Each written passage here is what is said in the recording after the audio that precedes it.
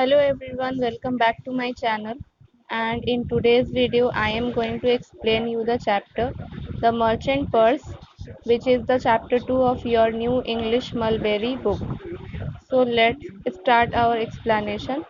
तो इस चैप्टर में बेसिकली ये चैप्टर एक जूइश फोक टेल है. फोक टेल का मीनिंग जैसे हमारे यहाँ बच्चों को सुलाने के लिए छोटे छोटे कहानियाँ सुनाते हैं, इसी तरह का एक फोक टेल है.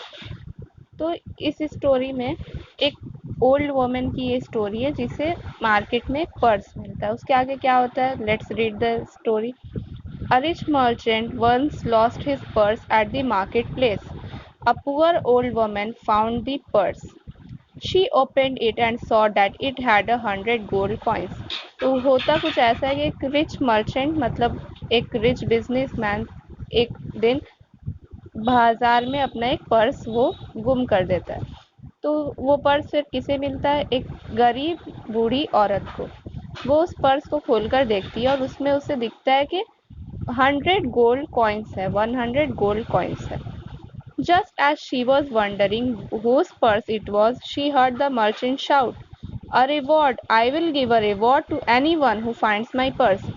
वो अभी सोच ही रही थी कि ये पर्स किसका हो सकता है, तो उसने एक आवाज़ सुनी कि मर्चेंट जो है वो चिल्ला चिल्ला कर क्या कह रहा है, मैं इनाम दूंगा, उसे इनाम दूंगा जो मेरे पर्स को ढूंढकर मुझे वापस ला कर देगा.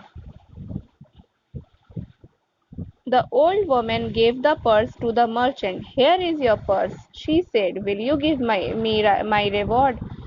ओल्ड वुमन मर्चेंट को वो पर्स वापस करती है और उससे कहती है कि ये तुम्हारा पर्स है, तो अब क्या मुझे मेरा रिवॉर्ड मिलेगा? "Reward?" said the merchant, greedily counting his gold coins. "My purse had 200 pieces of gold. You have already stolen more than the reward. Go away." Merchant अपनी बात से मुकर जाता है. वो क्या कहता है, कैसा इनाम, मेरे पर्स में तो 200 पीसेस ऑफ गोल्ड थे और तुमने तो उससे ज़्यादा ही निकाल लिया. और वो उससे कहता है कि भागो यहाँ से. "I am poor, but I am honest," said the old woman. "I will go to the queen's palace and ask for her help."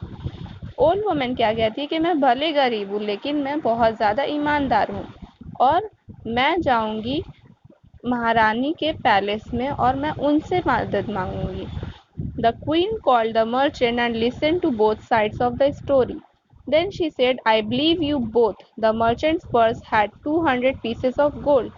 This purse that the woman found has only 100 pieces. So this cannot be the merchant's purse."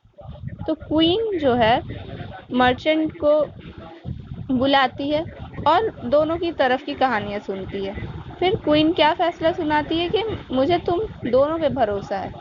Merchant के purse में तो merchant के हिसाब से 200 pieces of gold होने चाहिए, लेकिन जो पर्स इस वोमेन ने उसे वापस किया उसमें तो सिर्फ 100 पीसेस थे, तो ये पर्स तो मर्चेंट का हो ही नहीं सकता. Then the queen gave the purse with 100 gold coins to the honest woman.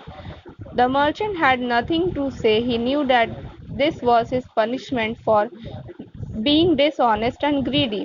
और क्वीन ने उस पर्स को उस ऑनेस्ट वुमन को वापस कर दिया. मर्चेंट के पास तो अब कहने को कुछ नहीं बचा था. वो समझ चुका था कि क्वीन ने उसे धोखा देने और लालच करने की सज़ा दी है. तो इस स्टोरी से हमें क्या सीख मिलती है कि हमें कभी भी लालच नहीं करनी चाहिए और ना ही अपनी बात से मुकरना चाहिए. तो आपको इस चैप्टर के सारे वर्ड मीनिंग सॉल्व करने होंगे और उन्हें लर्न कर लेना होगा. और in my next video I will solve the back exercise of this chapter. So please wait for my next video and please like, share and subscribe to my channel. Thank you.